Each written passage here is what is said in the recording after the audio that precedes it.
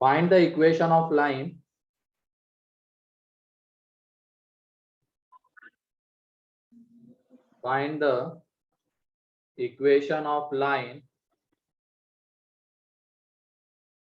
drawn through the point. Find the equation of line drawn through the point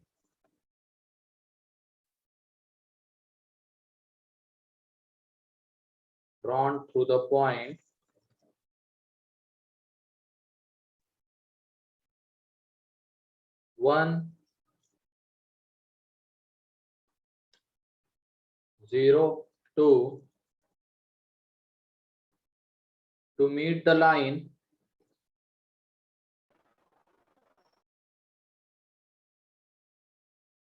x plus 1 by 3, y minus 2 by minus 2, and z plus 1 upon minus 1 at right angle.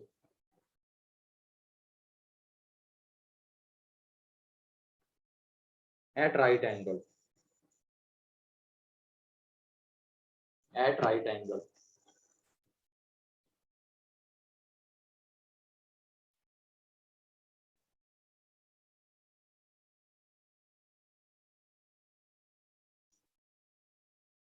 At right angle.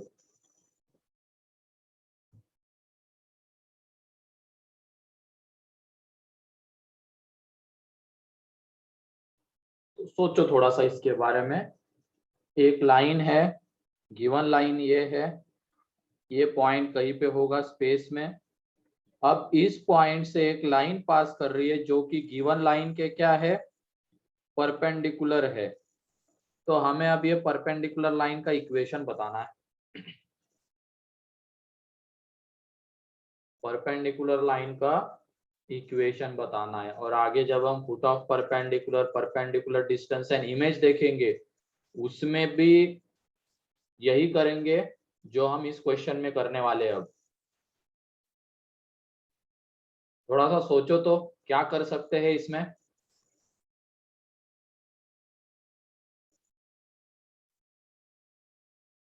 ये 90 degree है। अब हमें इस line का equation चाहिए। Line का equation चाहिए मतलब कम से कम दो कंडीशन पता होनी चाहिए। तो दो कंडीशन, एक तो चलो ये 102 से पास कर रही है, वो एक कंडीशन है। इसके अलावा दूसरी कंडीशन आएगी कहाँ से? Sir dot product 0। ठीक है, डॉट प्रोडक्ट 0 होगा, लेकिन उसमें 3 वेरिएबल आएंगे ना बेटा। मान लो तुम इसके अलावा एक वेक्टर लोगे ए आई कैप प्लस बीजे कैप प्लस सी के कैप, उसका इसके साथ डॉट लोगे तो 3 वेरिएबल्स है, तो कैसे उसकी वैल्यू बताओगे? कौन बताएगा? क्या करे इसमें? लगाओ, थोड़ा सा दिमाग लगाओ बस। सर हाँ बोलो। सर वो जो गिवन लाइन है उस पर हमें पॉइंट लिख सकते हैं इक्वेशन से, और फिर राइट एंगल ट्रायंगल से वो अननोन पॉइंट मिल जाएगा परपेंडिकुलर वाला। राइट एंगल ट्रायंगल से नहीं, उसके बाद डॉट से आ जाएगा बेटा। ठीक है,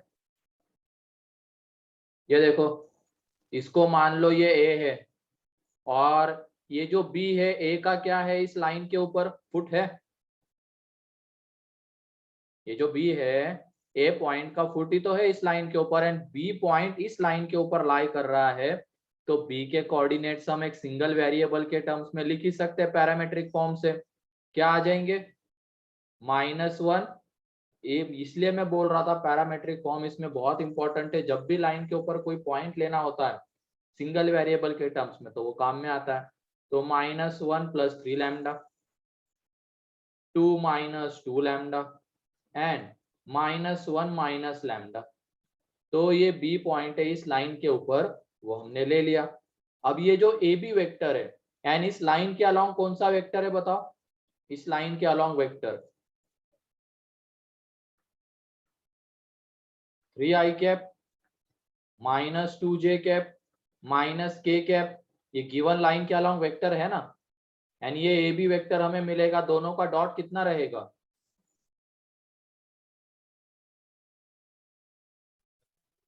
दोनों का डॉट 0 तो वहां से हमें क्या मिलेगा,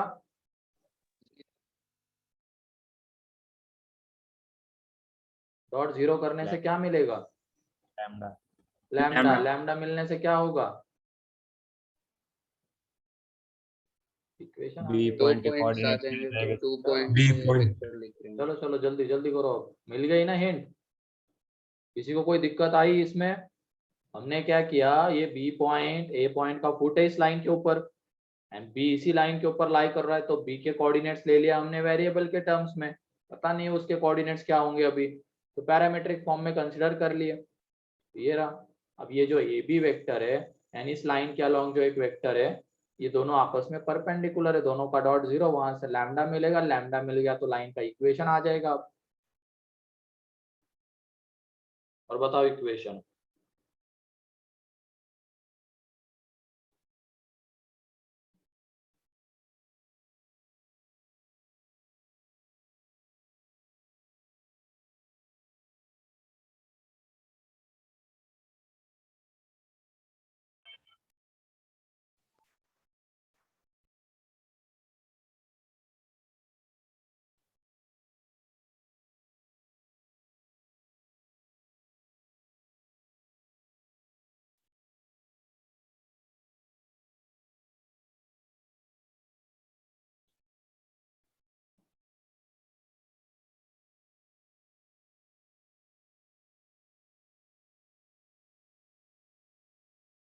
तो यहाँ पे जो ए बी वेक्टर आएगा क्या आ रहा है, ए बी मतलब 3 lambda minus 2 i cap 2 minus 2 lambda J cap. अब इसमें से इसको माइनस करेंगे, -3 माइनस लैम्डा के कैप, ये आ रहा है। अब ए बी डॉट ए कितना है, 0 है, तो A B vector dot A vector ये तो 0 है, तो वहां से हमें लैम्डा मिलेगा, तो ये कितना है 3 टाइम्स ऑफ 3 लैम्डा माइनस 2। फिर उसके बाद ये कितना आ रहा है, -2 टाइम्स ऑफ दिस, तो -2 इंटू 2 माइनस 2 लैम्डा एंड ये दोनों आपस में मल्टीप्लाई होंगे तो ये 3 plus lambda is equal to, एक मिनट, हाँ 3 plus lambda is equal to 0, तो ये 9 lambda -6 -4 plus 4 lambda plus 3 plus lambda is equal to 0, तो यहाँ से ये 14 लैम्डा इज इक्वल टू 7 आ रहा है, तो lambda is equal to 1/2, lambda 1/2 मिला तो बी पॉइंट के कोऑर्डिनेट्स मिल जाएंगे, या तो ए बी वेक्टर मिल जाएगा एंड ए बी वेक्टर मिल गया मतलब लाइन के अलोंग वेक्टर मिल जाएगा, है कि नहीं। तो ए बी वेक्टर ढूंढ लो, यहाँ पे लैम्डा की जगह पे क्या पुट करो, 2 पुट कर देते हैं, तो 1/2, तो ए बी वेक्टर जो है हमारा क्या आ जाएगा, ये 3/2 माइनस 2 आई कैप, यहाँ पे 2 माइनस 1 जे कैप एंड बाद में क्या था, ये -3 माइनस 1/2 के कैप, ये ए बी वेक्टर आ रहा है, ए बी वेक्टर ये कितना आ रहा है यहाँ पे, -i/2 plus j cap and -7k/2, तो इसको हम -i/ प्लस 2j -7k/2 लिख सकते हैं। अब ये लाइन के अलोंग हमें वेक्टर भी मिल गया एंड लाइन कौन से पॉइंट से पास कर रही वो भी मिल गया, तो लाइन का equation x-1 upon -1/2 y-0 upon 1 and z-2 upon -7/2।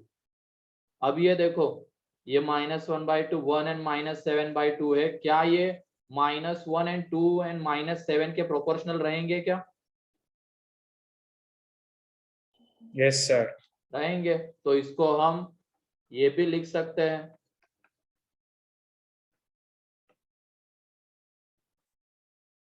ये भी लिख सकते हो, ठीक है। बोला है ना कि एक लाइन को रिप्रेजेंट करने के अब इनफाइनाइट तरीके हो सकते हैं, क्योंकि एक लाइन के कितने डीआरस होते हैं, इनफाइनाइट। अगर हमें एक मिल गया तो उसके प्रोपोर्शनल जितने भी डीआरस आ रहे होंगे वो उस लाइन के इक्वेशन को क्या करेंगे, रिप्रेजेंट करेंगे। अब जैसे -1/2 1 एंड -7/2, इसके प्रोपोर्शनल -1 2 एंड -7 आता ही है, तो ये लिख सकते हैं। क्लियर है अब ये?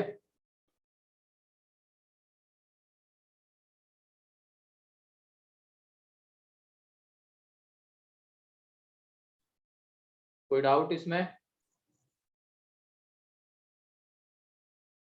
अब ये भी समझ में आया होगा कि foot of perpendicular and perpendicular distance कैसे निकाला जाएगा। यही करना पड़ेगा उसमें।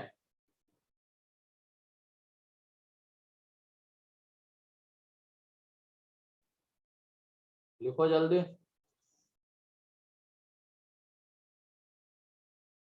ये किसी का बाकी है क्या लिखना?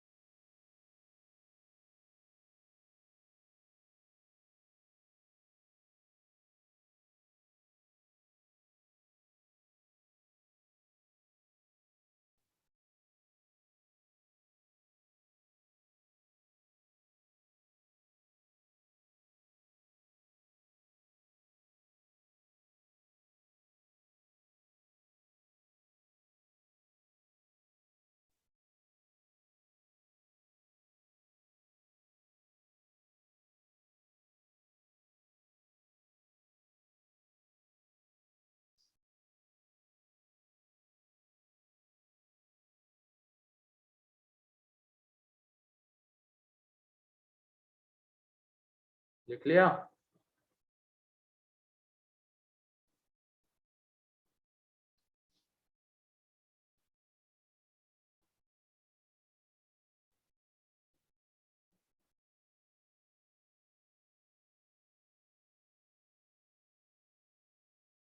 Yes, sir. नेक्स्ट।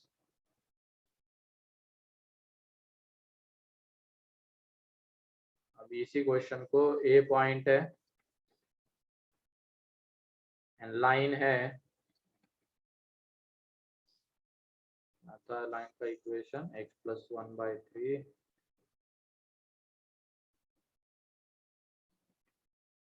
उसके बाद y माइनस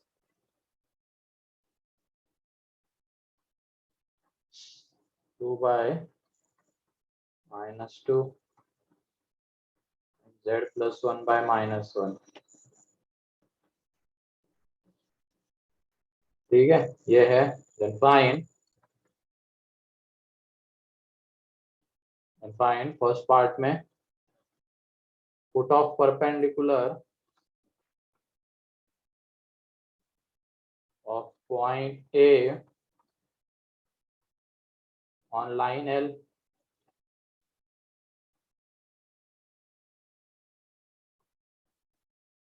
फिर उसके बाद perpendicular distance of point A from line L, third में image of point A in line L। बताओ जल्दी से।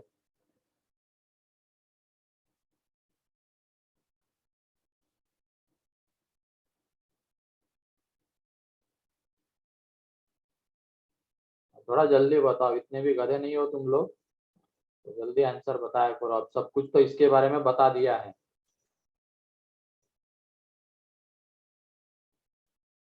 बताओ फटाफट, फुट ऑफ परपेंडिकुलर बताओ जल्दी।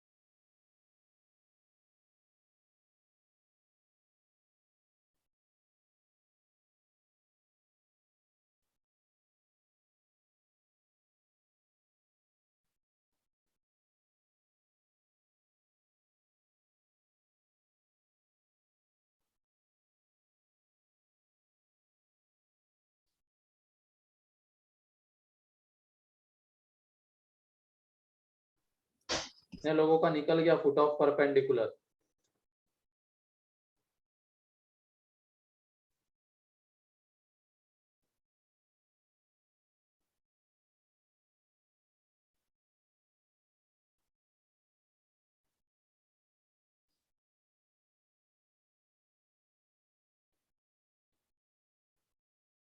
बहुत टाइम लगाते हो तुम लोग, सब कुछ तो सामने है पिछले क्वेश्चन में लिखा हुआ।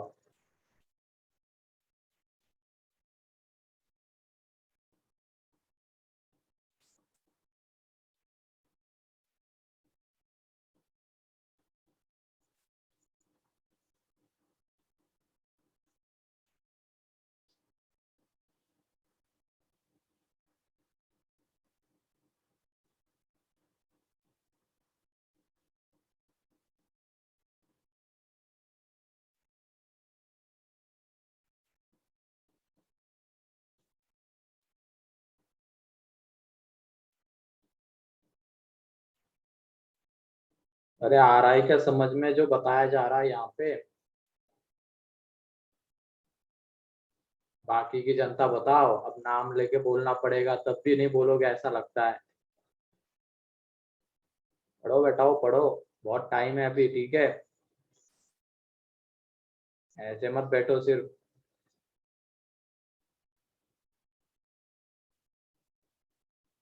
आसान सी चीजें चल रही है उसको भी तुम मतलब क्या ही कर रहे हो, नींद में हो या सिर्फ अटेंडेंस लगाने के चक्कर में आ रहे हो? समझ में नहीं आ रहा है।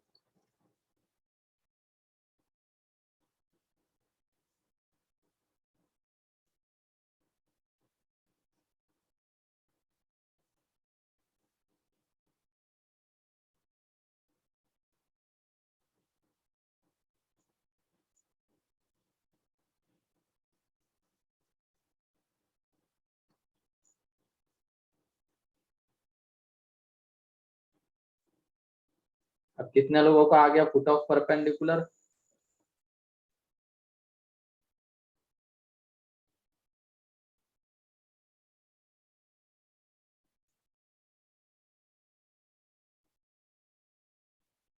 बाकी जनता तो तवज्जो भी नहीं देती, करना क्या है।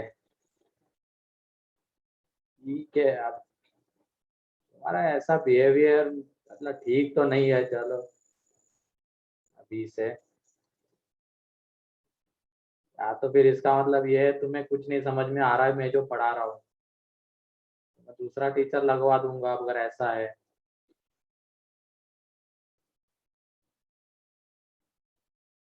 और फिर उनसे वो समझाएंगे तुम लोगों को अच्छे से।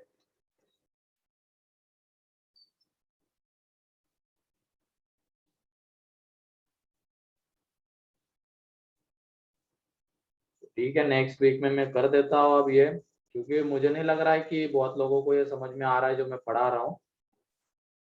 तो बढ़िया काम करते हैं, टीचर है दूसरे, तो उन्हीं से जो ऑनलाइन कर रहे हैं के लिए दूसरे टीचर रहेंगे। तो वहाँ पे सेंटर पे आ रहे, क्योंकि जो सेंटर पे आ रहे बस उन्हीं के हाथ खड़े हैं। बाकी जो ऑनलाइन वाले हैं एक का भी मतलब कोई मतलब रिस्पांस नहीं, कुछ नहीं, कुछ नहीं है। एक तो आ भी रहे हैं, 8 बजे आ रहे हैं, तो मैं लगा दूंगा। ऑनलाइन के लिए अब वो दलाल सर लेंगे, बहुत हो गया। अब मैं नहीं पढ़ा सकता हूँ तुम्हारे बैच को, क्योंकि अगर कोई यहाँ से बोल रहा है तुम्हें बस लैम्डा की वैल्यू वहां पे पुट करनी है, वो भी तुम नहीं कर पा रहे हो, तुम्हें तो ये भी पता नहीं होगा कि दोनों क्वेश्चन में डाटा पूरा सेम है, तो क्या ही फिर मेरे पढ़ाने का मतलब बनता है यहाँ पे। उससे बढ़िया तो फिर अगर अच्छा हो जाता दूसरे टीचर पढ़ाने से तो उनसे पढ़ लो, मेरी भी उधर झंझट खत्म हो जाएगी। मेरे को ऑफलाइन ऑनलाइन दोनों तरफ तीनों तरफ देखना होता है, तो एक ही तरफ मैं पढ़ाते रहूंगा। तो ठीक है, ये तो मैं कर दे रहा हूँ नेक्स्ट वीक से।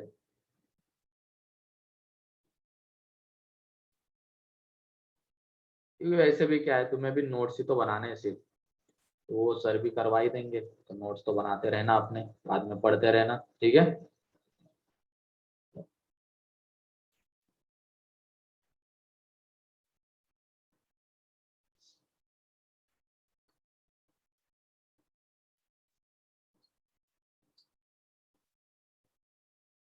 लास्ट ईयर की बैच भी इतनी मतलब ये नहीं थी, भले ही उसमें भी थे 45 ही बच्चे थे, लेकिन देते थे, रिस्पॉन्ड करते थे सारे के सारे। यहाँ पे तो बस 10-12, ऐसा लग रहा है उन्हीं के लिए सब कुछ चल रहा है, वही ऑफलाइन में वहां पे आते और वो करते, बाकी के लोगों को मतलब ही नहीं है कुछ। आते हैं 8 बजे, जाते हैं 8:30 बजे, ठीक है, हो गया। जिनको पढ़ना होगा मेरे से आ जाना ऑफलाइन में, बाकी ऑनलाइन में दलाल सर पढ़ाएंगे।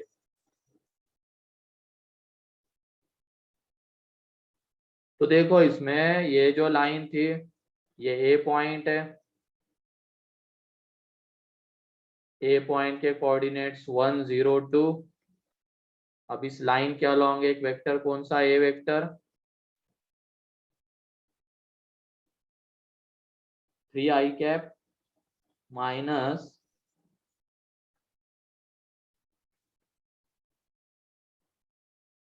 3i कैप, सारा vector minus 2j cap minus k cap, ठीक है। ये जो बी पॉइंट है, अब इसके कोऑर्डिनेट्स, अब ये इसी लाइन के ऊपर लाई कर रहा है, गिवन लाइन के ऊपर, तो लैम्डा के टर्म्स में इसके कोऑर्डिनेट्स पैरामेट्रिक फॉर्म में -1 + 3 लैम्डा,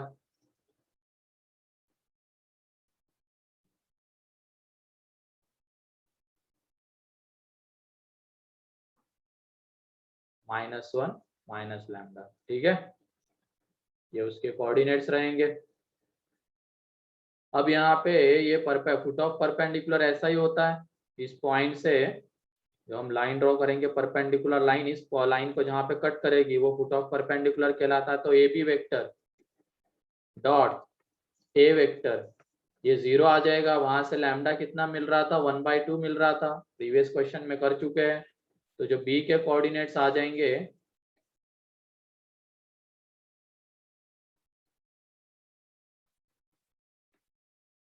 तो जो बी के कोऑर्डिनेट्स रहेंगे 1/2, 1, -3/2, तो यही रहेगा हमारा फुट ऑफ परपेंडिकुलर। तो यही रहेगा हमारा फुट ऑफ परपेंडिकुलर। अब उसके बाद पहला पार्ट तो हो गया, ए फुट ऑफ परपेंडिकुलर था। दूसरा पार्ट क्या, परपेंडिकुलर डिस्टेंस, तो ये जो ए बी डिस्टेंस रहेगा वही परपेंडिकुलर डिस्टेंस रहेगा। अब ये जो ए बी डिस्टेंस आ रहा है, डिस्टेंस फॉर्मूले से क्या, 1 - 1/2 का स्क्वायर प्लस 0 - 1 का स्क्वायर 2 + 3/2 का स्क्वायर।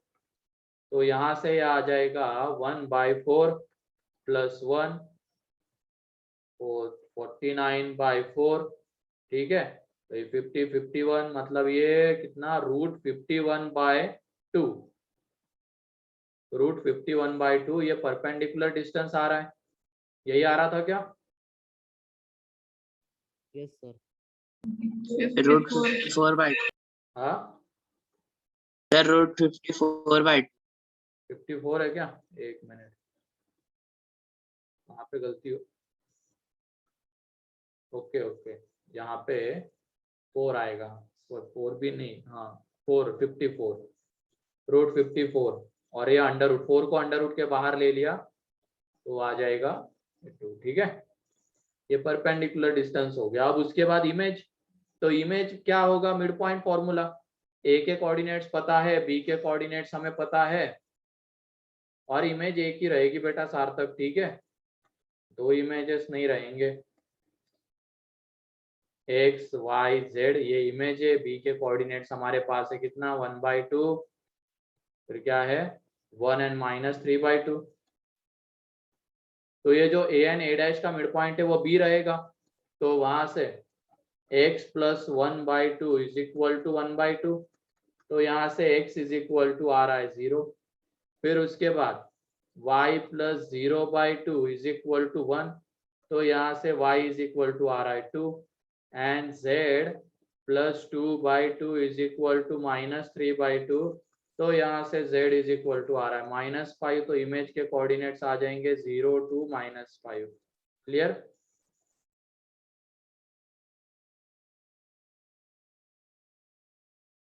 ये है ना x + 1, y + 0/2 is equal to this and z + 2, ठीक है। तो ये कोऑर्डिनेट्स है इमेज के,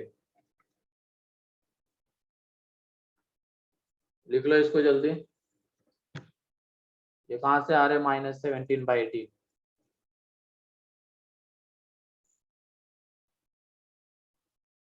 ढंग से रहे।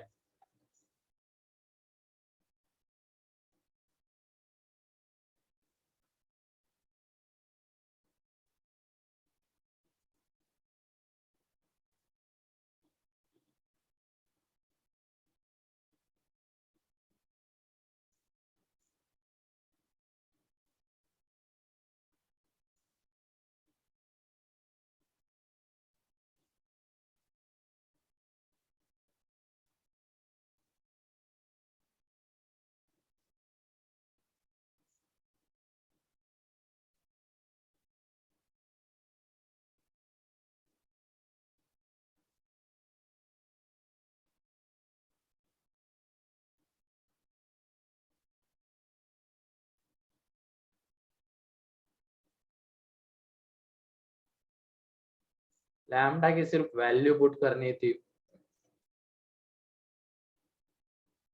कर भी दी होगी तो बहुतों को तो ये भी नहीं है कि हाँ बोले आ रहा है, सामने वाले को समझे कि हाँ सही जा रहे हैं बच्चे, सही कर रहे हैं। मेरे को तो बस लग रहा है कि 10-12 बच्चे बस कर रहे हैं, बाकी बैठे हुए हैं यहाँ पे। ठीक है, आगे बढ़ते हैं अब।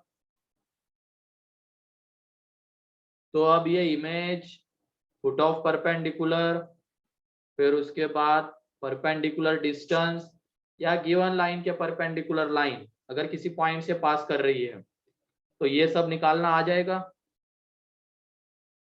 Yes yes sir. सर। क्या करना है वो समझ में आ गया। उसके लिए बस बी पॉइंट को कंसिडर करना है पैरामेट्रिक फॉर्म में जो उस लाइन के ऊपर लाई कर रहा है, उसके बाद आगे बढ़ लेंगे। ठीक है, यही एक सिंपल सी चीज थी। पैरामेट्रिक फॉर्म इसलिए इंपॉर्टेंट होता है, बहुत सारे जगह पे ये काम में आता है, आगे भी जब देखेंगे हम तो देखना पैरामेट्रिक फॉर्म ही है। चलो next.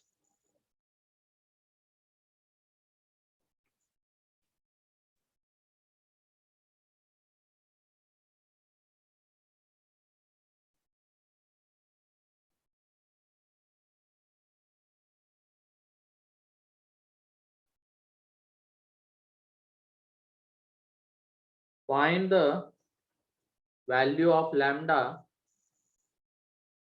Find the value of lambda if lines 1 - x/3, 7y - 14 upon 2 lambda, 5z - 10 upon 11 and 7 - 7x by 3 lambda, y - 5/1 and 6 - z by 5 are perpendicular to each other. Are perpendicular to each other.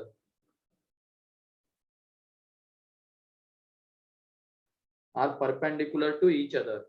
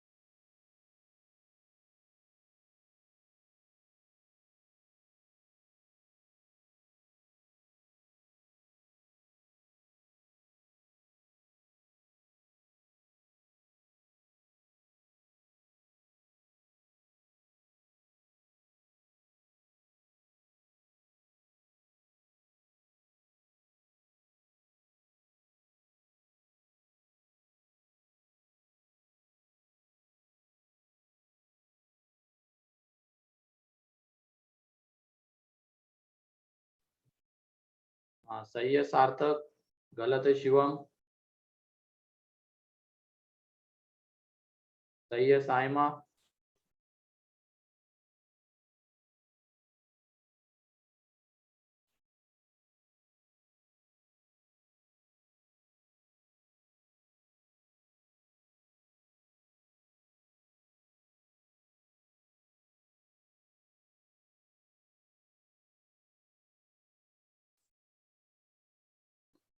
गलत है अमोघ। सही है पार्थ।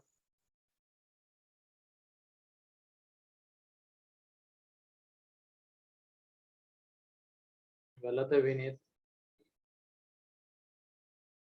तुम लोग सीधा सीधा कर रहे हो, तुम लोगों को इतनी बार मतलब कल भी चिल्ला 2-3 बार आ चुका है ये। हाँ सही है चेतना। सही है अमोघ। ये जितने भी रिजल्ट्स हमने देखे हैं ना लाइन से रिलेटेड, उनके लिए लाइन हमेशा होनी चाहिए सिमेट्रिक फॉर्म में। सिमेट्रिक। अभी यहाँ पे लाइन सिमेट्रिक फॉर्म में नहीं है, तो उसको हम सिमेट्रिक फॉर्म में लेके आएंगे।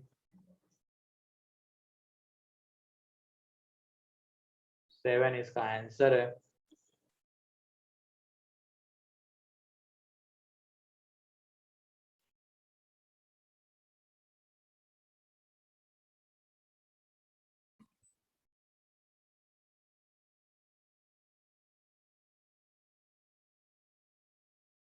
तो सिमेट्रिक फॉर्म क्या होता है? लाइन में एक्स वाई जेड का coefficient X plus Y 1 Z होना के चाहिए। यहाँ पे अभी कोएफिशिएंट प्लस -1 है, 1। तो x -1 अपॉन -3, y -2, 7 को बाहर ले लेंगे और नीचे डिवाइड करवा देंगे तो 2 लैम्डा बाई 7 एंड z -2 और यहाँ पे आ जाएगा 11/5। ये पहली लाइन हो गई स्टैंडर्ड फॉर्म में। अब एंड दूसरी लाइन क्या है? दूसरी लाइन में -7 बाहर आ जाएगा तो x -1 अपॉन 3 लैम्डा बाई -7, मतलब ये -3 लैम्डा बाई 7। यहाँ पे तो इसको तो कुछ करने की जरूरत नहीं, +1 ये कोएफिशिएंट, यहाँ पे बस माइनस बाहर, z -6 अपॉन -5। अब इस लाइन के अलोंग जो वेक्टर आ रहा है वो कौन सा है? पहले लाइन के अलोंग ए वेक्टर ले लेते तो वो है -3i cap plus 2 lambda by 7 J cap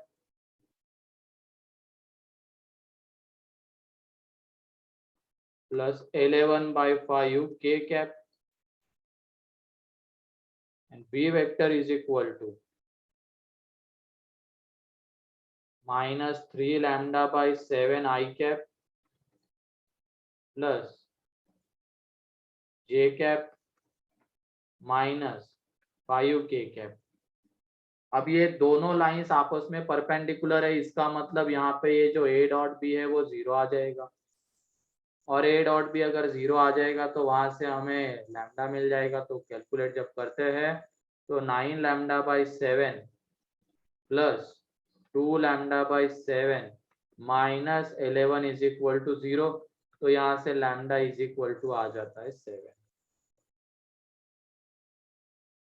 तो लाइन को सिमेट्रिक फॉर्म में लाना होगा, के बाद आ जाएगा। ठीक है।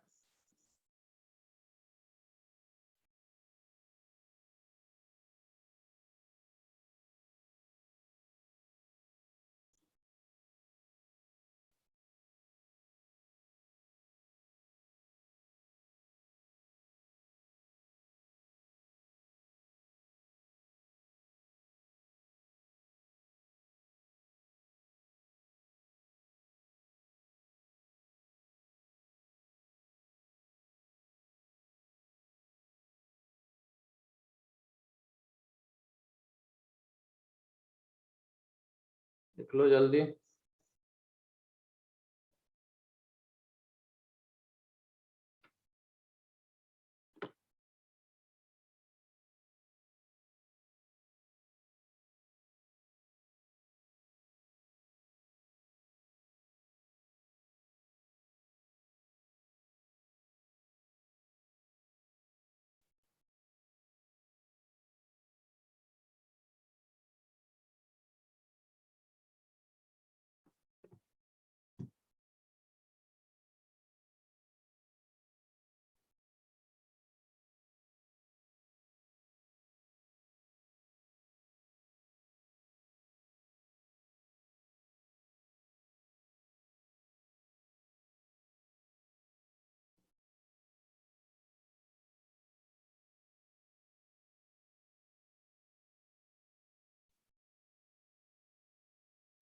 बेटा रोहित, क्या ही समझ में आएगा तुम्हें अब? तुम अभी आ रहे हो।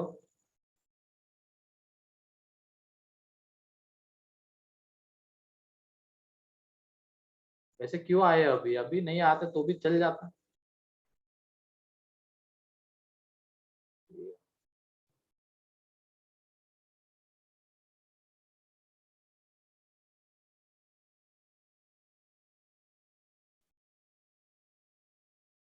ऐसा कोई हार्ड एंड फास्ट तो नहीं है कि तुम लेक्चर करो ही।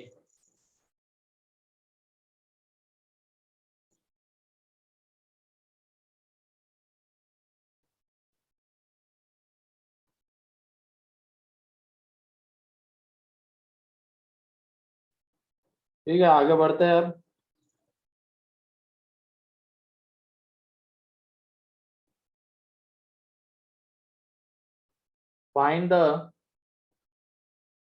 Find the angle between lines. Find the angle between lines.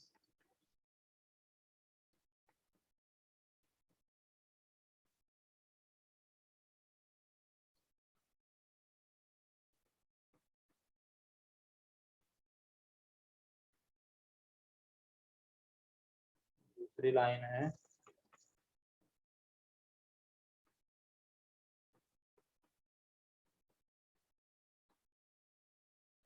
I cap plus 2j cap plus 2k cap।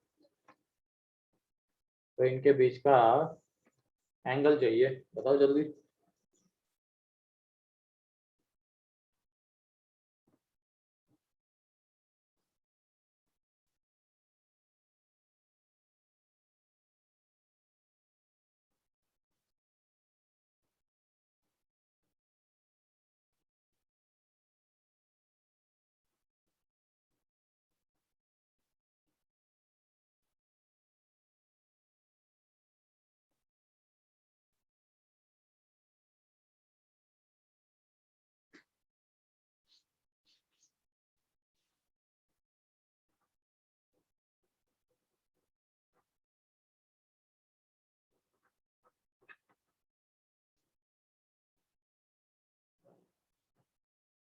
क्या ही होगा, ये प्रथमेश का अब आ रहा है।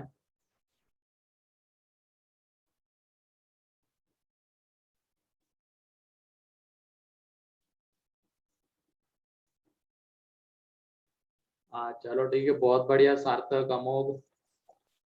ऐसी स्पीड होनी चाहिए, चाट चूट से तो क्वेश्चन है ये।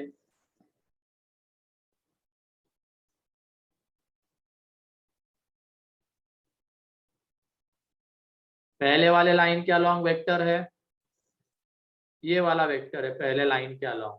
वो इस पॉइंट से पास कर रही है जिसका ये पोजीशन वेक्टर है, और उसके अलोंग ये वेक्टर है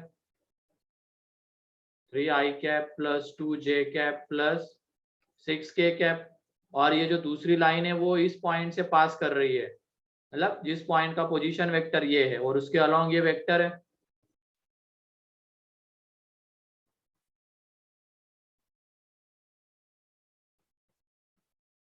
ठीक है, तो यहाँ पे अब cos थीटा, इन दोनों वेक्टर्स के बीच का एंगल ही तो लाइंस के बीच का एंगल रहेगा। तो cos theta is equal to यहाँ पे आ जाएगा मैग्नीट्यूड ऑफ, मतलब mod of A dot B upon magnitude A magnitude B. तो ये जब निकालेंगे तो ए डॉट बी 3 4 12, मतलब कितना आ रहा है 12, ये 19। और मैग्नीट्यूड इनका कितना आ रहा है, ये 3 और इसका 21। 7, मतलब ये 21। तो cos theta is equal to 19/21। ठीक है, cos theta is equal to 19/21। तो थीटा थीटा जो है वो आ जाएगा cos इनवर्स 19/21।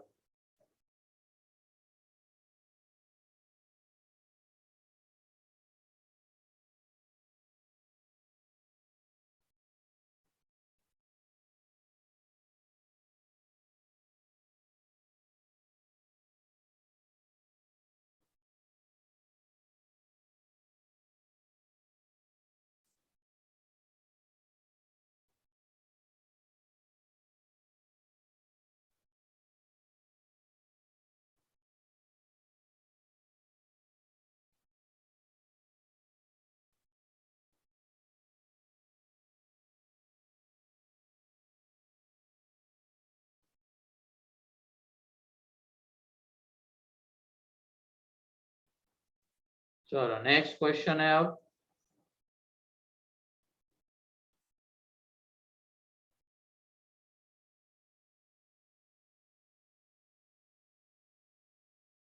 if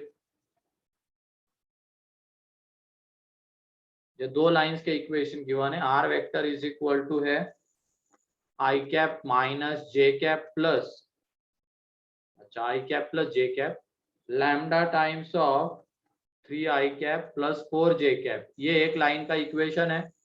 एंड दूसरे लाइन का इक्वेशन है 2 i cap plus mu into 5 j cap. Then find the equation of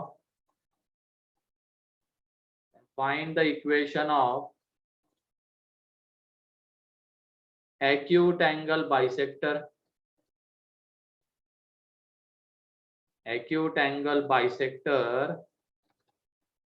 of these two lines. Find the equation of acute angle bisector of these two lines. Sir वो plus lambda है ना? हाँ plus lambda है।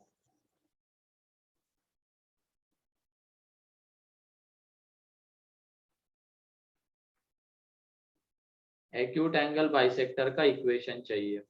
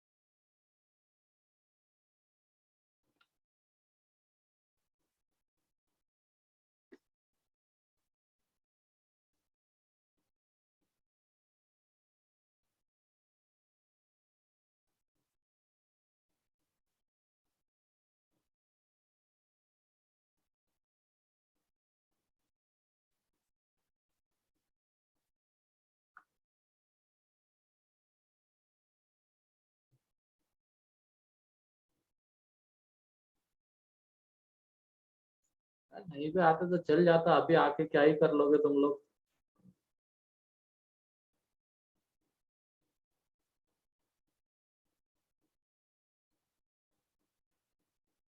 खत्म ही होने वाली है अब क्लास, और अटेंडेंस तो वैसे भी नहीं होती है। ठीक है, अगर इसके पहले कोई तुम्हारी मूवी वगैरह रह गई होगी, कंप्लीट कर रहे होंगे तो अच्छी बात है। घर वालों को क्या पता मूवी देख रहा है या क्या कर रहा है, क्लास कर रहा है। ठीक है, डिस्कनेक्ट हुए थे। ओके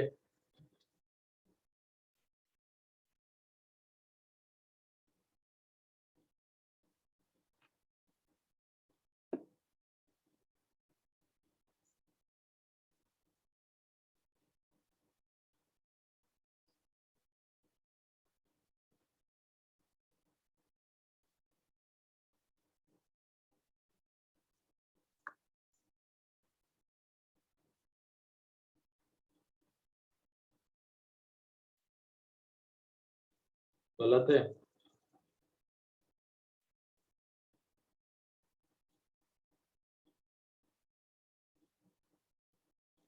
गलत है सार्थक ये।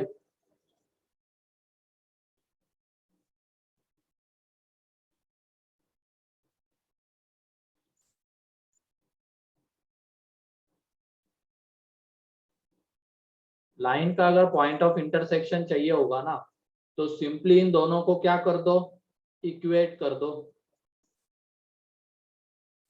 सिंपली इन दोनों को इक्वेट कर दो।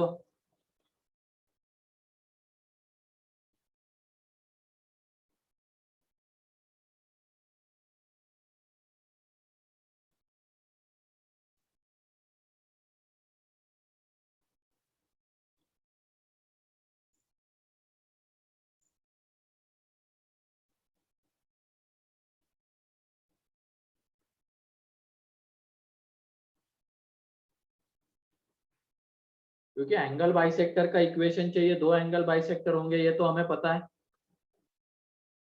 तो एंगल बाइसेक्टर का इक्वेशन अगर चाहिए तो हमें दो कंडीशंस पता होनी चाहिए।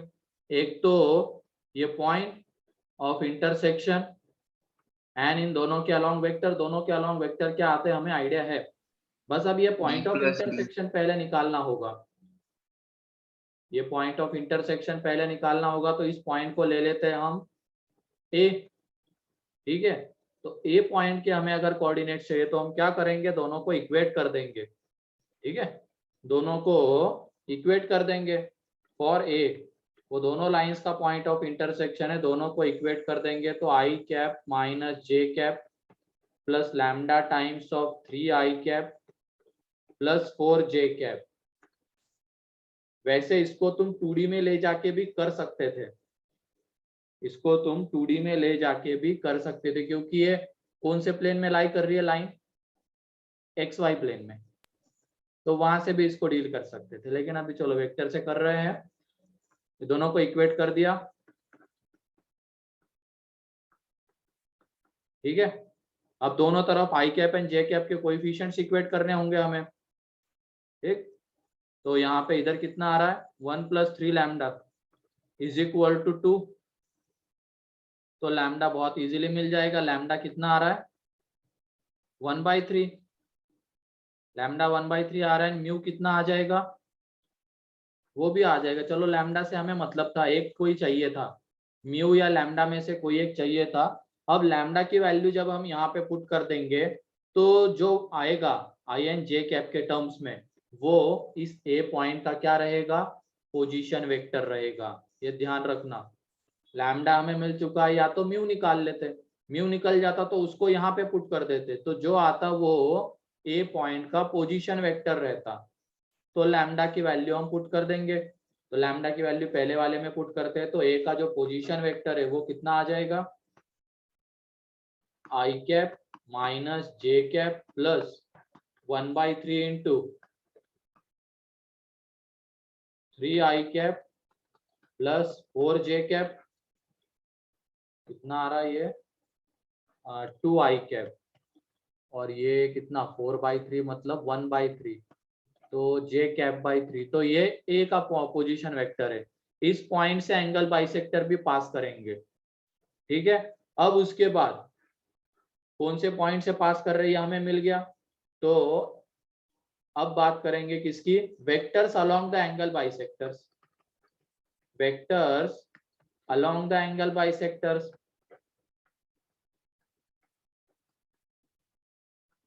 अलोंग द एंगल बाइसेक्टर्स, ठीक है।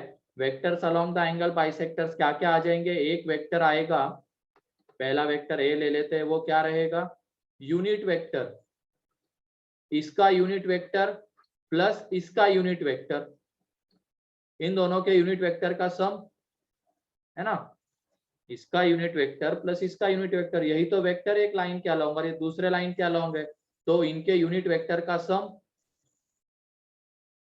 ठीक है। तो इनके यूनिट वेक्टर का सम करेंगे तो कितना आ जाएगा 3i cap plus 4j cap by 5 and 5j cap by 5। एक तो ये आ जाएगा, इसको ऐड वगैरह करेंगे तो ये 3i cap plus 9j cap by 5। तो ये एक के अलोंग आ गया, एंड दूसरे के अलोंग बी वेक्टर ले लेते तो वो क्या रहेगा, यूनिट वेक्टर का डिफरेंस, मतलब 3i cap plus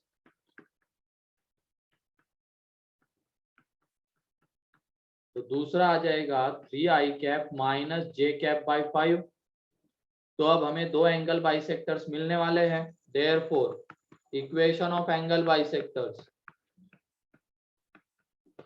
angle bisectors क्या आ जाएंगे, एक तो आ जाएगा R vector is equal to कौन से पॉइंट से पास कर रहा है, ए पॉइंट से, उसका पोजीशन वेक्टर है 2i कैप प्लस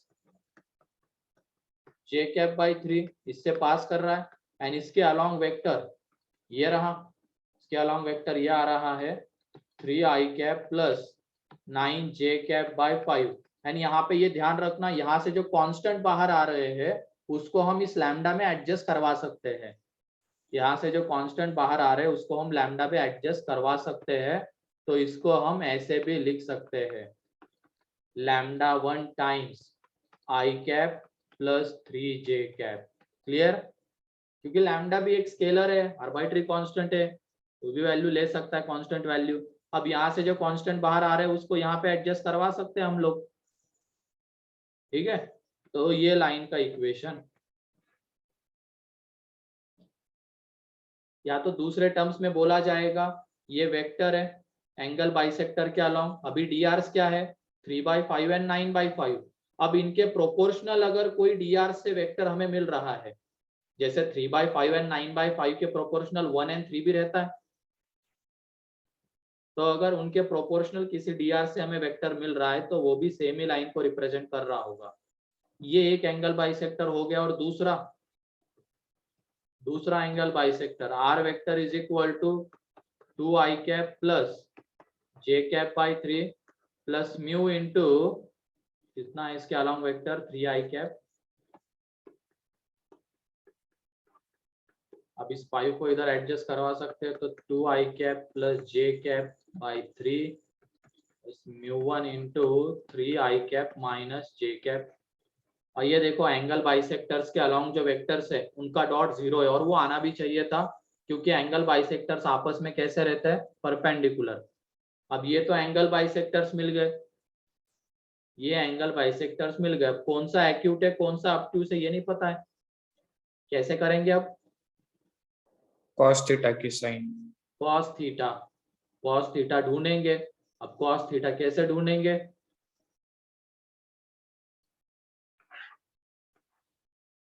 ये एंगल बाइसेक्टर है, ये एंगल बाइसेक्टर है। अब ये लाइन, अभी इनके अलोंग जो वेक्टर्स आते हैं बस उन्हीं को लिखते हैं हम लोग। पहले वाले लाइन के अलोंग वेक्टर क्या है?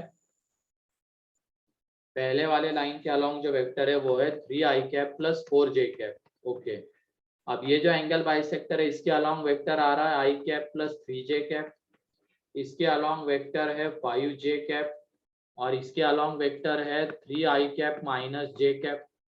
अब ये एंगल थीटा निकाल लेंगे हम लोग, इन दोनों के बीच का एंगल। तो यहाँ पे जो कॉस थीटा है वो कितना आ रहा है 3 प्लस 12 डिवाइडेड बाय ये 5/√10, मतलब ये 15 मीन्स 5/√10, तो √5 सर 3/√10। हाँ 3/√10, सॉरी 3/√10 ये आ रहा है 3/√10। अब ये बताओ ये जो थीटा आएगा कॉस थीटा 3/√10 आ रहा है, मतलब थीटा 45 से बड़ा रहेगा या छोटा रहेगा? सोच समझ के बताना, 45 से बड़ा रहेगा छोटा। या छोटा रहेगा?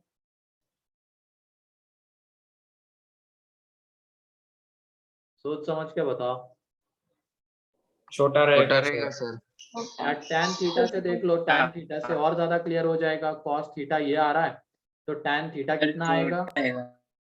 ये यहाँ पे 3 है, ये √10 है, तो ये यहाँ पे 1 आ जाएगा, तो टैन थीटा आ रहा है 1/3। टैन थीटा 1/3 आ रहा है, मतलब ये थीटा जो है 45 से छोटा, और दोनों लाइंस के बीच का एंगल कितना है 2 थीटा, तो 2 थीटा लेस देन कितना आ जाएगा 90। यहाँ पे ये 1 से छोटा, इसका मतलब थीटा 45 से छोटा है, एंड तो 2 थीटा π/2 से छोटा आएगा। इसका मतलब ये जिस एंगल बाइसेक्टर के अलोंग वेक्टर है वो कैसा एंगल बाइसेक्टर है, एक्यूट। और ये कैसा रहेगा फिर, ऑब्ट्यूस। क्लियर है कैसे आइडेंटिफाई करना है? अब इन दोनों के बीच का एंगल निकाला, कॉस थीटा से चलो मान लो नहीं दिख पा रहा है तो तुम टैन में कन्वर्ट कर लो, टैन से इजीली दिख जाएगा कि अगर ये 1 से बड़ा है या 1 से छोटा है। अगर 1 से बड़ा रहता तो थीटा 45 से बड़ा रहता, तो उस केस में ये ऑब्ट्यूस हो जाता, लेकिन ये 1 से छोटा है, थीटा π/4 से छोटा, दोनों लाइंस के बीच का एंगल फिर 90 से छोटा, और ये अगर 90 से छोटा है तो ये एक्यूट एंगल होगा, तो ये एक्यूट एंगल बाइसेक्टर और ये ऑब्ट्यूस एंगल बाइसेक्टर। तो देयरफॉर इनको नाम भी हम लोग दे सकते हैं अब, R vector is equal to 2i cap plus j cap by 3 lambda 1 into i cap plus 3j cap. ये कैसा एंगल बाइसेक्टर? ये एक्यूट, और R vector is equal to v i cap minus j cap, ये है obtuse. Clear है ये? सो हाँ बोलो। इसमें लैम्डा किस में लगाना है और म्यू किस में लगाना है, ये कैसे पता अरे चलेगा? वो कांस्टेंट के ऊपर क्यों जा रहे, कहीं पे भी कुछ भी लगाओ। लैम्डा म्यू की जगह पे कुछ और भी लेके आ सकते हैं वो लोग। कांस्टेंट में मजा, अंदर वाले के ऊपर फोकस करो तुम लोग तो। ठीक है, वो एक आर्बिट्री कांस्टेंट है, वो कोई भी वैल्यू ले सकता है। अब लैम्डा म्यू की जगह पे अगर x लेके आ गए तो भी सही है वो, अगर वहां पे x को आर्बिट्री कांस्टेंट बोला है, y लेके आ गए तो भी सही है अगर उसको आर्बिट्री कांस्टेंट बोला है तो उस पे क्यों जा रहे हो? क्लियर है सर।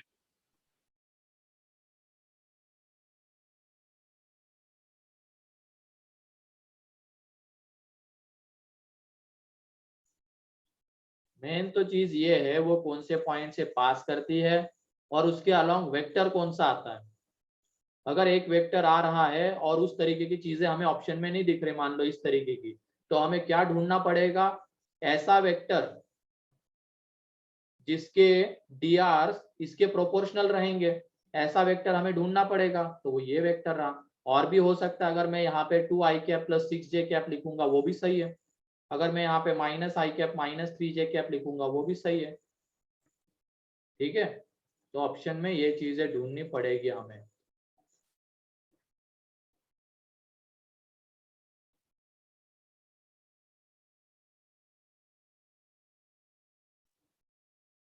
तो सबसे पहले पॉइंट ऑफ इंटरसेक्शन निकालना होगा,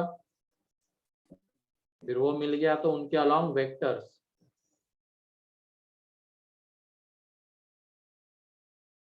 वो भी क्या आएगा, दोनों लाइंस के अलोंग जो वेक्टर्स रहेंगे उनके यूनिट वेक्टर का सम। अब उसमें से ऑब्ट्यूज एक्यूट आइडेंटिफाई करना पड़ेगा, अगर करना है तो जो अभी किया है वो करेंगे। तो यहाँ से है वो स्टार्ट। तो सबसे पहले हमने पॉइंट ऑफ इंटरसेक्शन निकाला है, ये किसी का बाकी है क्या लिखना? हाँ सर। लिखो।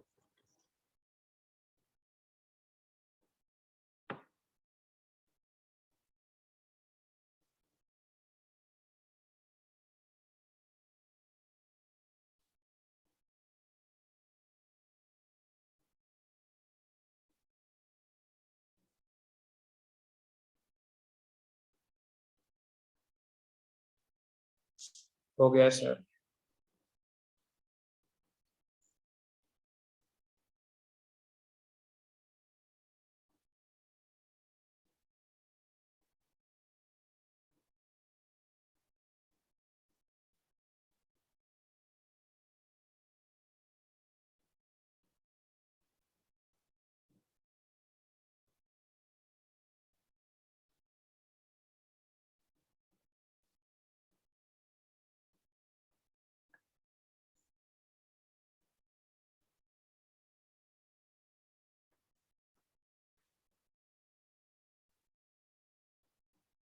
ये दोनों लाइंस के अलाउंग जो वेक्टर्स थे उनके यूनिट वेक्टर का सम एंड डिफरेंस है, वही वेक्टर्स रहते हैं एंगल बाइसेक्टर के अलाउंग। Done sir.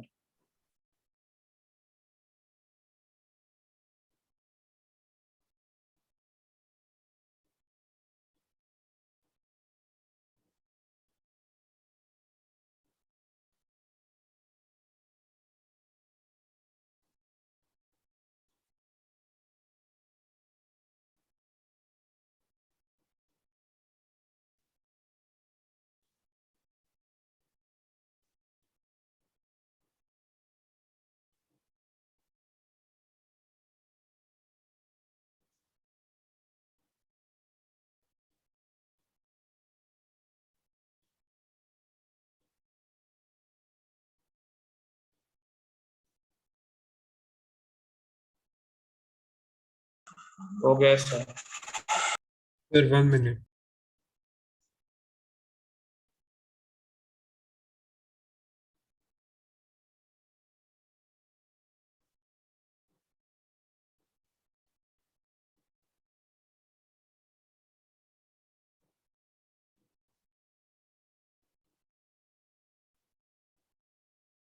हो गया?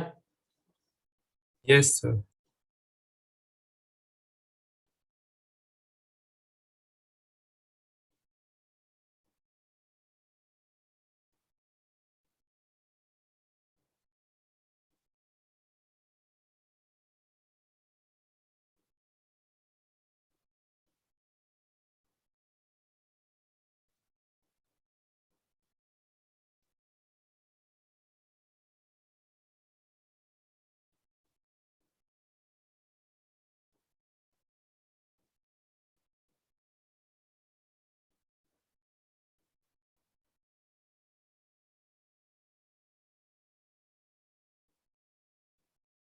किसी का बाकी है अब?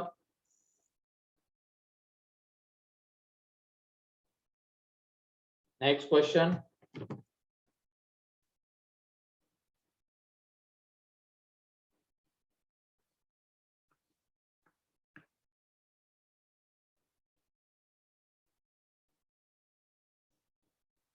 लाइंस गिवन है हमें x minus x1 upon L1 and z minus Z1 upon N1, ठीक है। और दूसरी है x minus x2 upon L2, y minus y2 upon M2 and z minus Z2 upon N2। Then find DRs of their angle bisectors।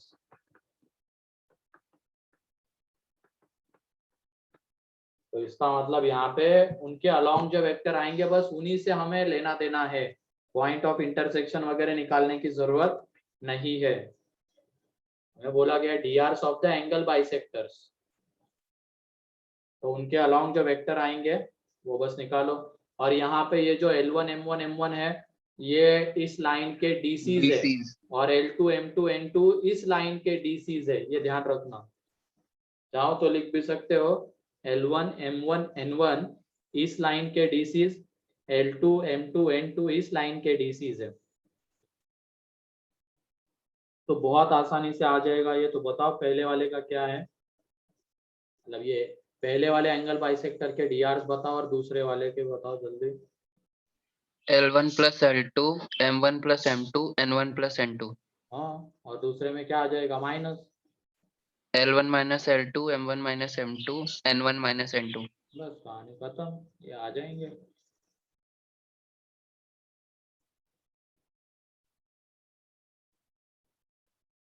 कितने लोगों के आ रहा है यही?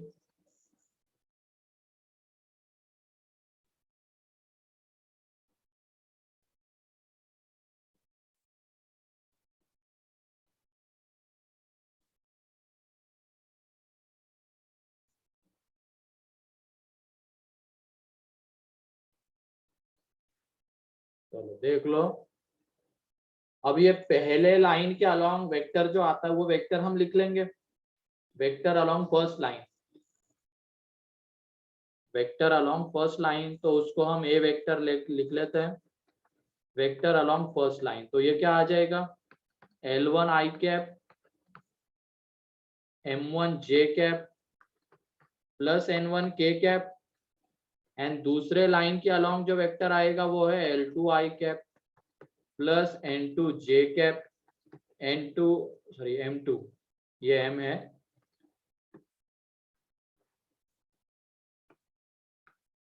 ये M1 M2 N1 N2 K cap, ठीक है।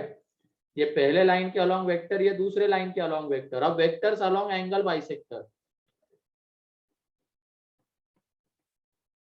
वेक्टर्स अलोंग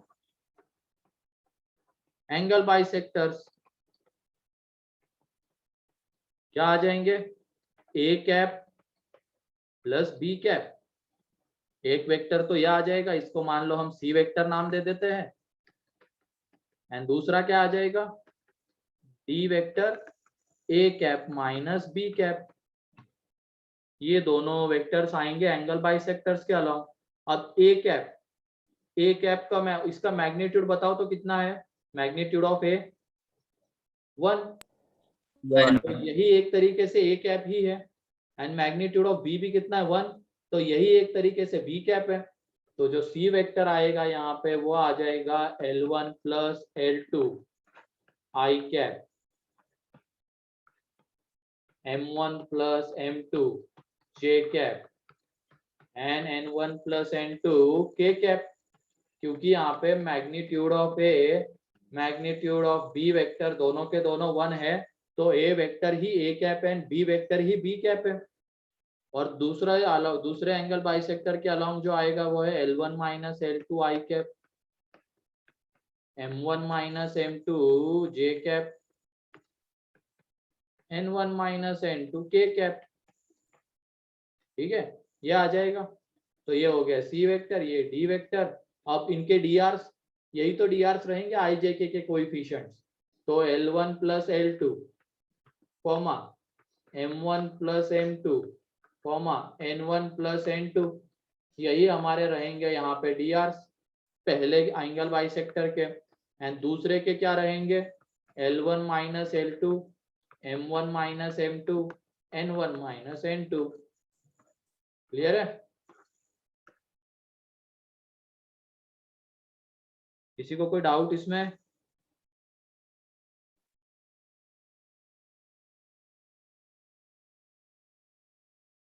कोई भी डाउट है तो पूछ लो।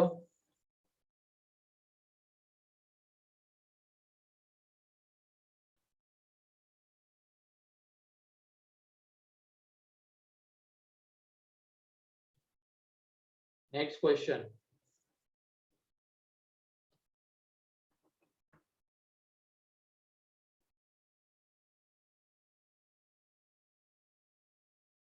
If A पॉइंट गिवन है 131, B गिवन है 223 एंड C गिवन है -504, then find equation of internal angle bisector, internal angle bisector of angle A। Find equation of internal angle bisector of angle A। बताओ जल्दी से।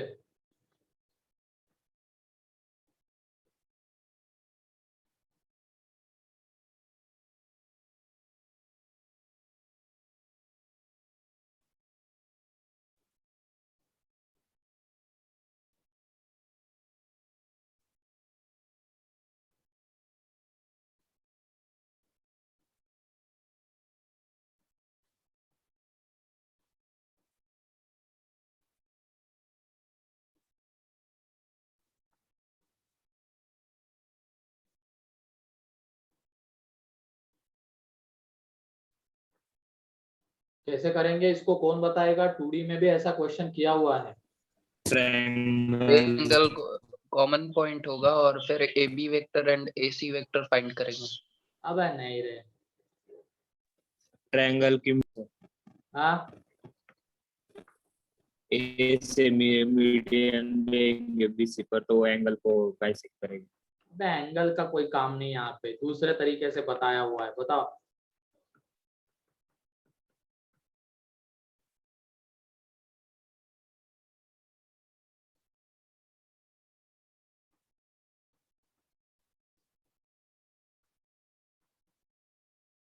इस ratio में divide करता है डी बी सी को 1:1। अब थप्पड़ मारूंगा 1:1 बोलते ही। क्या वो मीडियन है क्या? अपोजिट साइड्स के रेशियो में, अपोजिट साइड्स के रेशियो में डिवाइड करता है। मतलब इसका रेशियो कितना है? ये C/B में, C/B भी डिवाइड करेगा। अब ये डिस्टेंस कितना आता है? ये भी डिस्टेंस बोलो, ये भी डिस्टेंस कितना आता है? अंडर रूट के अंदर में 1 प्लस 4 प्लस 4 मतलब 3 आ जाता है। ये डिस्टेंस 3 आ जाएगा और ये कितना आ जाएगा? अंडर रूट के अंदर में 36 प्लस कितना, 36 प्लस 9 प्लस 9। सर वो रूट अंडर 6 आएगा ना? रूट अंडर 6 आ रहा है क्या? AB +1 +4, हाँ √6, √6 और ये कितना आ रहा है उधर वाला, ये अंडर रूट के अंदर में 36 + 9 + 9, तो कितना है ये 54। √54 √54 को कैसे लिख सकते हैं 3√6 है कि नहीं, तो ये 3√6, तो ये बताओ डी किस रेशियो में डिवाइड कर रहा है इसको 1:3 में कर रहा है ना। ये जो डी पॉइंट था ये ए बी सी और ये एंगल बाइसेक्टर है, इंटरनल एंगल बाइसेक्टर, तो किस रेशियो में डिवाइड कर रहा है 1:3 में, किसको बी एंड सी को। ए के कोऑर्डिनेट्स हमारे पास है कितने 1 3 1, बी के कोऑर्डिनेट्स है 2 2 3 एंड सी के कोऑर्डिनेट्स है -1 0 4 और -5 0 4। अब 1:3 में डिवाइड कर रहा है तो डी के कोऑर्डिनेट्स आ जाएंगे, डी के कोऑर्डिनेट्स आ जाएंगे तो 2 पॉइंट फॉर्म से इक्वेशन आ जाएगा, तो उसमें वो एंगल वगैरह जो भी तुम कह रहे थे बेकी बेकी बातें कर रहे थे वो सब करने की जरूरत नहीं पड़ेगी। तो x = आ जाएगा यहाँ पे -5 + 3 × 2 6 डिवाइडेड बाय 1 + 3, y = आ जाएगा 1 × 0 6 डिवाइडेड बाय 1 + 3, z = आ जाएगा 4 + 9 डिवाइडेड बाय 1 + 3, तो x = आ जाता है 1/4, y = आ जाता है 6/4 एंड z = आ जाता है कितना 13/4। तो अब हम ये AD का इक्वेशन लिख सकते हैं, तो लिख लेना, ठीक है। Yes sir. तो ऐसे जाओगे तो बहुत इजीली रिजल्ट मिल जाएगा, वरना क्या करना पड़ेगा, अब ये इंटरनल है, इसके अलोंग यूनिट क्या आएगा vector AC AB cap plus AC cap आएगा, पहले AB वेक्टर निकालो AC वेक्टर निकालो, उन दोनों कैप का सम, फिर उसके बाद वो 1 3, वैसे उससे भी आ ही जा रहा है इजीली, ठीक है, उससे भी इतना कुछ ज्यादा दिक्कत नहीं हो रही। लेकिन ये जो एंगल कौन बोल रहा था, एंगल के कौन कुटाने कर रहा था, ये कौन था वो एंगल बोलने वाला, सर ए कॉमन पॉइंट होगा ये बोल रहा था। एंगल किसी ने तो कहा,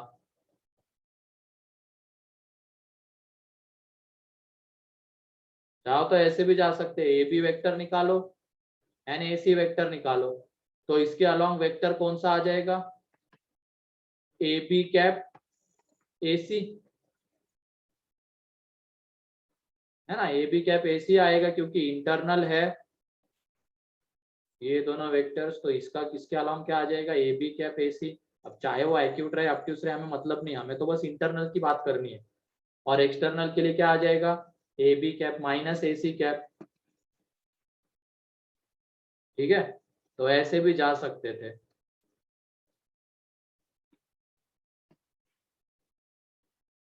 चलो नेक्स्ट क्वेश्चन जल्दी लिखो।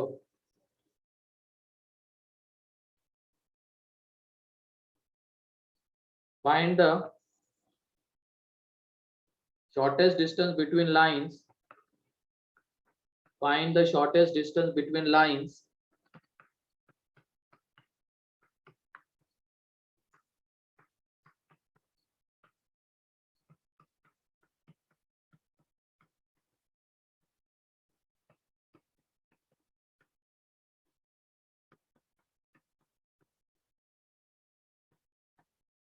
minus k cap plus mu times of 4i cap, तो इनके बीच का शॉर्टेस्ट डिस्टेंस चाहिए। कैसी है दोनों लाइंस,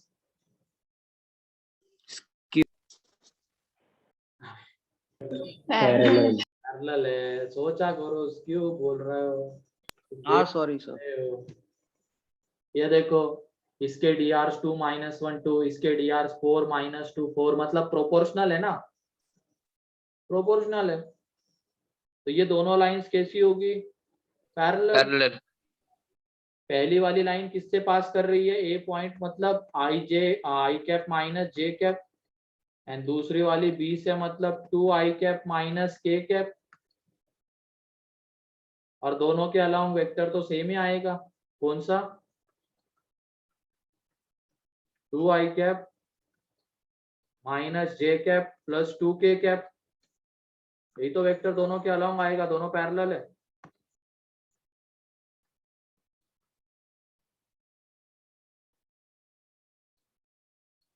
ठीक है, अब कैसे करते थे, हमें ये एंगल थीटा चाहिए होगा, एंड थीटा मिल गया तो हम साइन थीटा के हेल्प से वो निकाल सकते थे। तो साइन थीटा किसके equal, D upon magnitude of A B. तो यहाँ से डी इज इक्वल टू कितना, साइन थीटा। साइन थीटा कैसे मिलेगा हमें, ये A B vector and A vector के क्रॉस से, क्योंकि इसके अलोंग भी वेक्टर ए ही आएगा। तो जो साइन थीटा हमें मिल रहा है वो कैसे मिलेगा,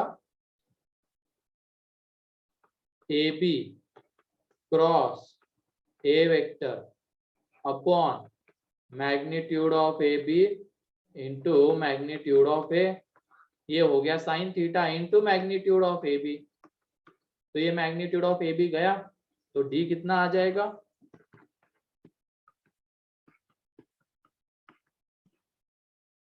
मैग्नीट्यूड ऑफ ए। अब ए बी वेक्टर निकालो, ए बी वेक्टर कितना आ जाएगा, दिस माइनस दिस करेंगे तो i cap plus j cap minus k cap, and A vector क्या है, 2 i cap minus j cap plus 2 k cap, तो इन दोनों का क्रॉस,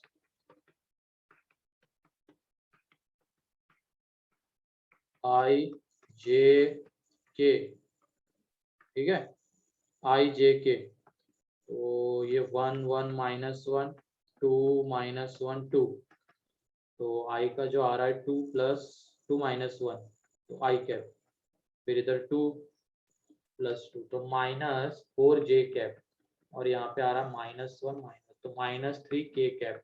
ठीक है, तो ये आ जा रहा है, हाँ ठीक है ईशान जा सकते हो, वैसे भी खत्म ही होने वाला है। ये ए बी क्रॉस ए आ रहा है 2 माइनस 1, ठीक है, जे में माइनस जे 2 प्लस 2 तो 4, ठीक, और ये माइनस 1 माइनस 2 तो माइनस 3 के कैप। तो ये आ जाएगा क्या, ए बी क्रॉस ए। अब हमें उनका मैग्नीट्यूड चाहिए, तो इसका मैग्नीट्यूड कितना आ जाएगा, यहाँ पे लिख रहा हूँ देयरफॉर साइन 26। तो इसका मैग्नीट्यूड 1 प्लस 16 प्लस 9 26। और नीचे वाले का कितना आ रहा है, तो ऊपर वाले का आ जाएगा 26, तो ये √26/3 आएगा। एक मिनट, साइन थीटा नहीं, डी आ रहा है ना डायरेक्टली, डी डी डी, तो ये डी आ जाएगा। क्लियर है, यस सर। देखो इसको जल्दी, फॉर्मूला अगर याद नहीं है तो देख लो कैसे निकाला जाएगा। ये थीटा, हमें साइन थीटा से मतलब था, तो साइन थीटा मिलेगा कहाँ से, तो क्रॉस से। इसके अलोंग भी ये वेक्टर कौन सा है, ए वेक्टर ही है, तो ए क्रॉस अगर हम ए बी वेक्टर करेंगे तो हमें साइन थीटा मिलेगा, और उसकी हेल्प से फिर डी मिलेगा। ठीक है,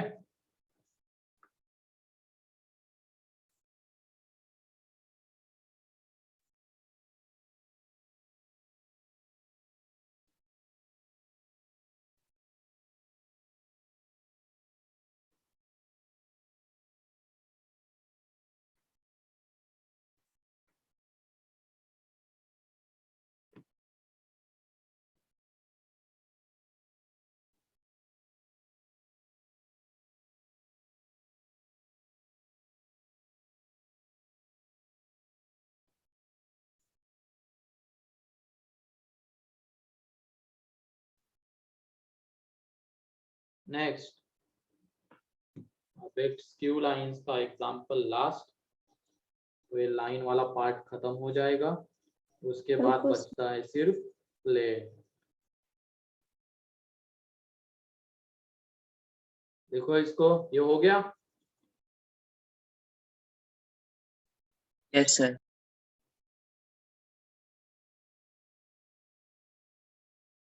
ठीक है, नेक्स्ट क्वेश्चन अब। Find the shortest distance between lines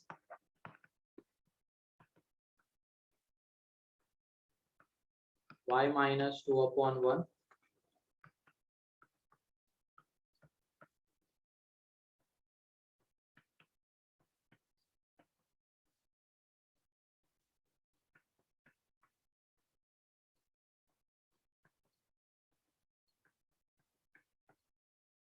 find the shortest distance between these two lines. अब ये पैरेलल है क्या? No, sir. No, sir. किसकी होगी? स्क्यू लाइंस, स्क्यू लाइंस होगी। तो देख लो, इस तरीके की अगर 2D में दिखाना है तो इस तरीके का कुछ आएगा। तो इनके परपेंडिकुलर, इनका शॉर्टेस्ट डिस्टेंस किसके अलोंग होगा? उन दोनों लाइंस के परपेंडिकुलर लाइन के अलोंग। अब हम सी पॉइंट को यहीं पे ले, इसको यहीं पे ले लेते एक पॉइंट, और इस लाइन के ऊपर का पॉइंट मान लो ये पहली वाली लाइन किससे पास कर रही? 1 2 3, ये पास कर रही बी। क्या आ जाएगा ये? 2 -1 -1। और ये जो वेक्टर आएगा इसके अलोंग, ये ए वेक्टर कौन सा है? 2i cap plus j cap plus 2k cap. और इसके अलोंग वेक्टर बी वेक्टर ले लेंगे तो वो है 3i cap 2j cap plus k cap. तो ये जो परपेंडिकुलर लाइन है इसके अलोंग वेक्टर कौन सा आएगा? a क्रॉस b या b क्रॉस, जो भी। उस टाइम पे हमने थ्योरी पार्ट में b क्रॉस d लिखा था, क्योंकि लाइंस को हमने a vector plus lambda b vector and c vector plus lambda d vector ऐसे लिखा था।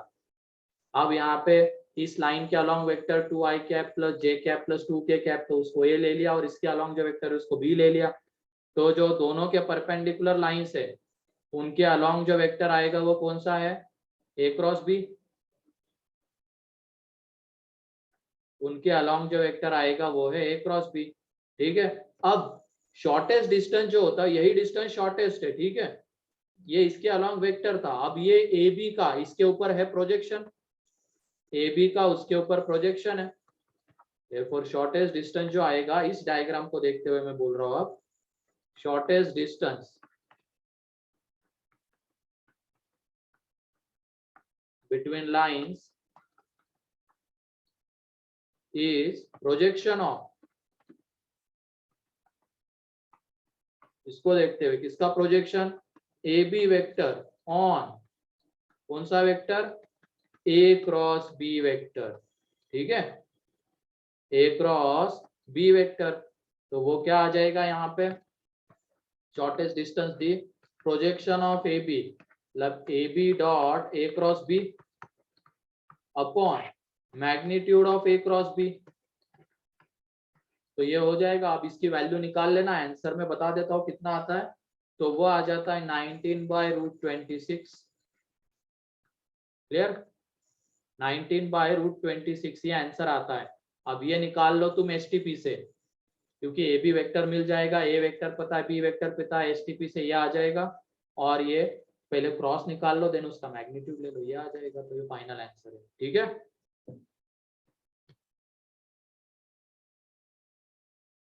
तो जितना भी लाइन से रिलेटेड हमने थ्योरी पार्ट देखा था कल, उन सब के ऊपर क्वेश्चंस लिए जा चुके हैं। तो इसमें पैरामेट्रिक फॉर्म ध्यान रखना, वो इम्पोर्टेंट होता है। बाकी सब तो फॉर्मूला बेस्ड चीजें थी।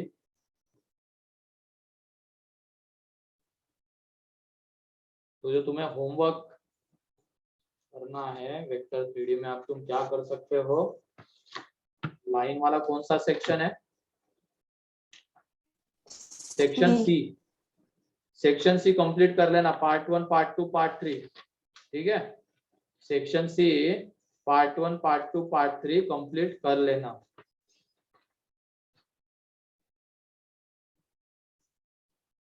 तो और किसी को कुछ पूछना है आज के लेक्चर के रिगार्डिंग?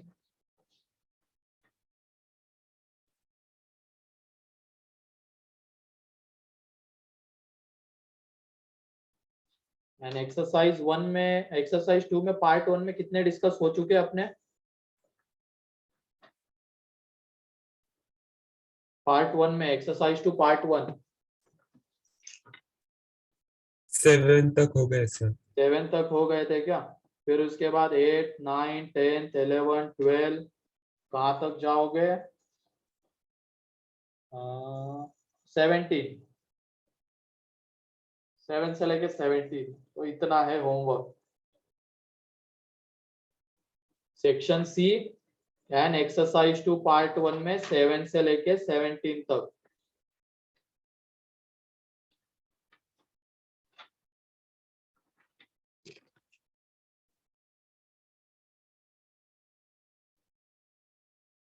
ठीक है, कर लेना उसको कंप्लीट। और नेक्स्ट वीक में मैं ऑफलाइन पढ़ाऊंगा, तो आना होगा तो आ जाओ ऑफलाइन, ठीक है?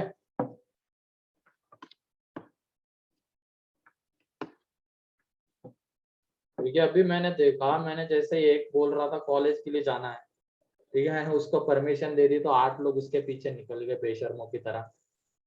ये टाइम हो रहा है, 5 मिनट एक्स्ट्रा हो रहे, आए भी तो 1 घंटा लेट ही थे ना।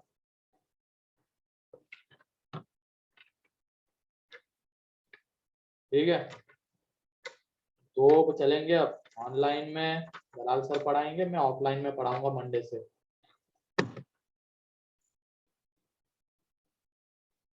तो उनसे तो कुछ समझ में आ जाएगा, तो वो धीरे धीरे चलाएंगे, समझ में आ जाएगा।